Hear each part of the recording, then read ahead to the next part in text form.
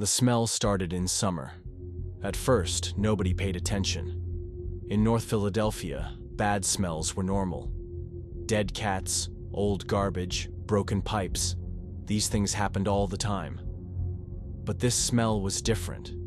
It was thick, heavy, and getting worse every day. The smell came from the third floor of 1811 North 19th Street, a crumbling apartment building where screams were more common than sleep, where every stair creaked under the weight of broken dreams. The building was home to forgotten people, drug addicts, sex workers, and others that society had given up on. On the third floor lived a thin, quiet man everyone called Marty. He walked with a limp and was rarely seen without his bright blue Cookie Monster puppet. Most people thought he was harmless, just another lost soul in a city full of them. Odd, yes, but harmless. Until the summer heat made the walls sweat something terrible. Until complaints flooded in. Until the landlord finally broke down that door. What they found inside would change everything.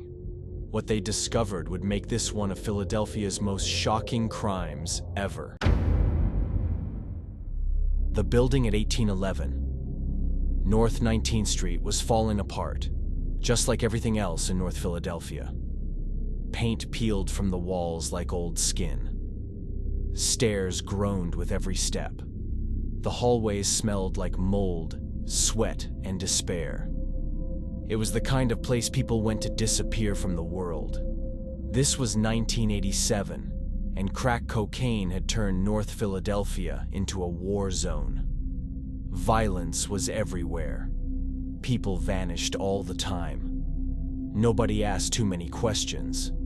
In this neighborhood, minding your own business wasn't just smart, it was survival. Among all these forgotten souls lived a man who seemed different from the rest.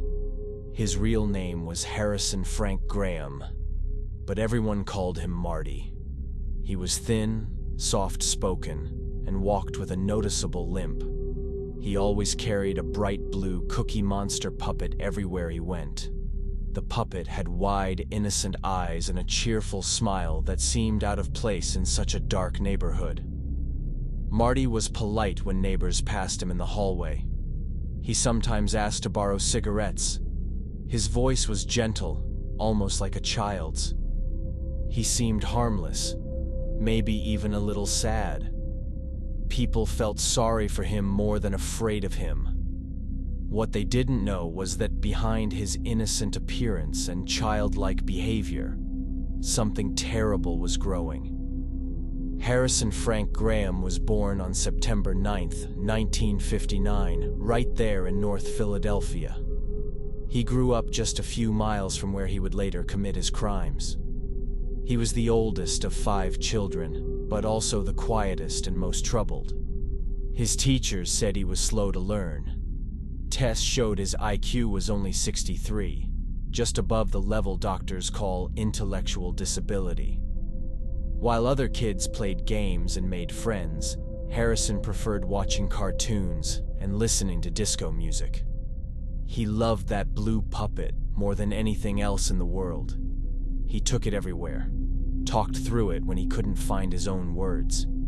He named it Mr. Cookie. The puppet became his best friend, his confidant, his voice when he had no voice. Some neighborhood kids made fun of him for carrying a puppet around, but most people just ignored him completely. When Harrison was a teenager, he quietly dropped out of school. There were no graduation photos, no goodbye parties, no plans for the future. He just faded into the background of North Philadelphia's forgotten people.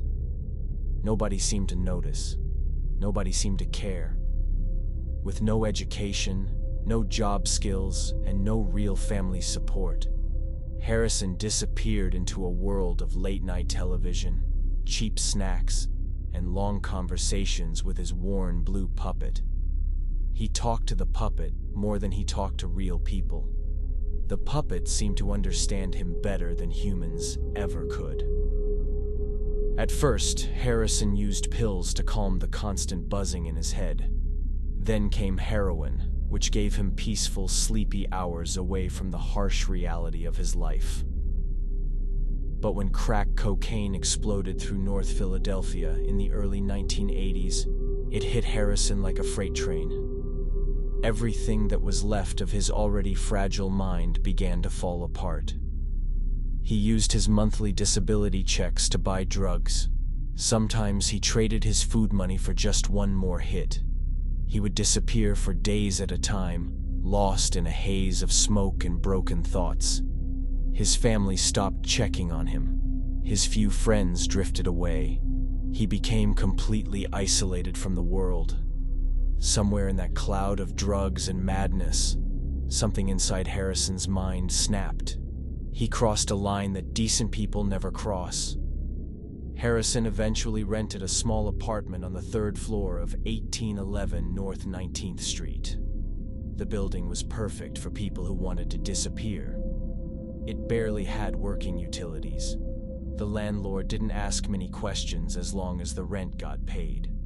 Most tenants were drug addicts, prostitutes, or others living on society's edges. Harrison turned his apartment into something strange and disturbing. He never cleaned anything. He let garbage pile up like walls around his home. He nailed the windows shut so nobody could see inside. He lived like a hermit, only coming out when he needed cigarettes or drugs. Inside that sealed apartment, time seemed to stop moving. The women who would later become Harrison's victims were society's most forgotten people, just like him. Most were prostitutes struggling with drug addiction. Others were homeless women looking for a safe place to sleep. They were people that the world had already given up on. People who could disappear without anyone asking too many questions. Harrison didn't hunt these women down like some killers do. He didn't drag them off the street or trick them into his apartment. They came willingly. He offered them a safe place to crash for the night. He offered free drugs or a hot meal. His voice was always soft and gentle, almost childlike. Sometimes he introduced them to his puppet. Sometimes he let the puppet do the talking. But something terrible happened when the drugs wore off and reality came back. Something inside Harrison's broken mind would snap. The women would become real to him again instead of just objects. They would make noise, ask questions, want to leave. And Mr. Cookie, according to Harrison, didn't like that. What happened next in that sealed apartment was unspeakable. But the women never left. One by one, over the course of about a year, they entered Harrison's apartment and never came out again. Some neighbors heard arguments through the thin walls. Others heard loud music playing at strange hours. One person reported hearing someone talking late at night, but nobody could tell who was answering back. The first signs that something was wrong came in the spring of 1987. A young woman named Robin had been Harrison's girlfriend for a few months. She was a prostitute and drug addict, but she had family who cared about her. When she suddenly stopped calling her mother, people started asking questions. But Robin had vanished into Harrison's apartment, and nobody knew to look there. More women began disappearing around the same time. Barbara, only 22 years old, had been working the streets to support her drug habit. Sandra, a mother of two, had been missing for weeks before anyone filed a police report. Cynthia had been gone for over 6 months. These women lived dangerous lives, so people assumed they had just moved on or met with the usual street violence. But they hadn't moved on. They were all inside Harrison's apartment, and Harrison was living with them in ways that no sane person could imagine. He didn't panic after what he did to them. He didn't try to move them or hide them. He simply stepped over them and continued living his life. He slept near them. He ate meals near them. He played loud music to cover the sound of flies. As the weeks and months passed, Harrison's apartment became something from a nightmare. The smell grew stronger and stronger. He lit candles and sprayed cheap air freshener, but nothing could hide the stench of death. He piled garbage higher and higher, maybe trying to bury the evidence, or maybe just because he had completely lost touch with reality. Neighbors began complaining about the smell in the spring of 1987. At first, they blamed the usual suspects: dead animals, rotting garbage, broken sewer pipes. The landlord ignored most complaints because tenants were always complaining about something. But as summer arrived and the heat grew intense, the smell became impossible to ignore. People in the building started getting sick. They couldn't eat. They couldn't sleep. The stench would hit them in waves, especially when the wind blew a certain way. Some tenants threatened to move out if something wasn't done. Others called the city health department. The pressure on the landlord grew stronger every day. Meanwhile, Harrison kept living his normal routine as if nothing was wrong. Neighbors saw him coming and going from the building. He still asked to borrow cigarettes. He still spoke in that soft, childlike voice. He still carried his blue puppet everywhere. One neighbor later told police they heard him having conversations through the apartment wall late at night. They assumed he was talking to a girlfriend or roommate. They never guessed he was talking to the dead. But even Harrison couldn't hide what was happening inside that sealed room forever. The summer heat of 1987 made the smell unbearable. Complaints flooded the landlord's office daily. Harrison stopped answering his door when people knocked. He missed his rent payments for the first time. The landlord decided enough was enough. In August 1987, armed with an eviction notice and accompanied by a police officer, the landlord went to Harrison's apartment. They knocked loudly and demanded he open the door. When nobody answered, they could hear strange rustling sounds from deep inside. The landlord used his master key to unlock the door, but it wouldn't open. Something was blocking it from the inside. They had to push hard, shoving aside piles of garbage that had been stacked against the entrance.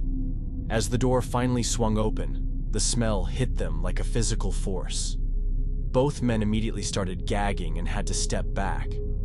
What they saw inside that apartment was beyond their worst nightmares. Garbage was piled waist-high throughout the entire space. Old food containers, empty beer bottles, used drug needles, broken furniture, and children's toys were scattered everywhere like the remains of some terrible storm. The air was thick and still, heavy with the stench of decay. But it wasn't the garbage that made even experienced police officers sick to their stomachs. Hidden under mattresses, stuffed into closets, and buried beneath piles of trash were 7 human bodies. 7 women who had entered this apartment alive and never left. Some of the bodies were so badly decomposed, they were barely recognizable as human. The summer heat, combined with the sealed windows and lack of air circulation, had turned the apartment into an oven.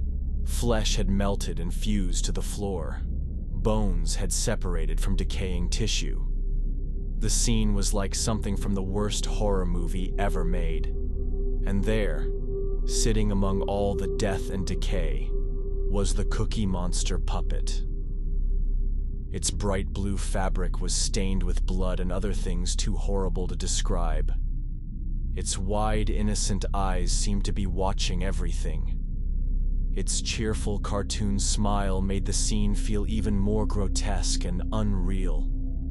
But when police and the landlord came looking for answers, Harrison was nowhere to be found. He had somehow known they were coming. Maybe he had been watching from his window.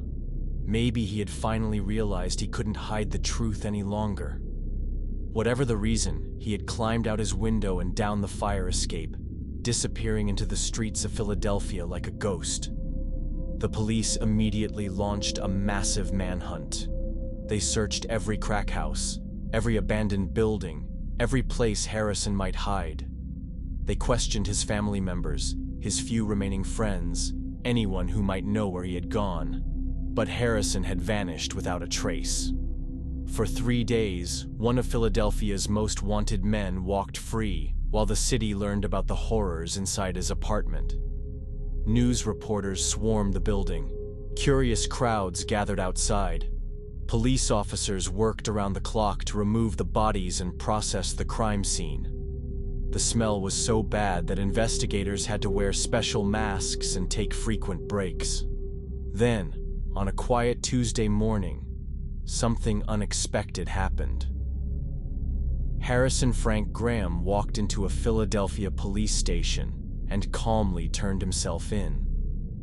He told the desk officer that there were bodies in his apartment and that he needed help. He said he didn't understand why he had done what he did.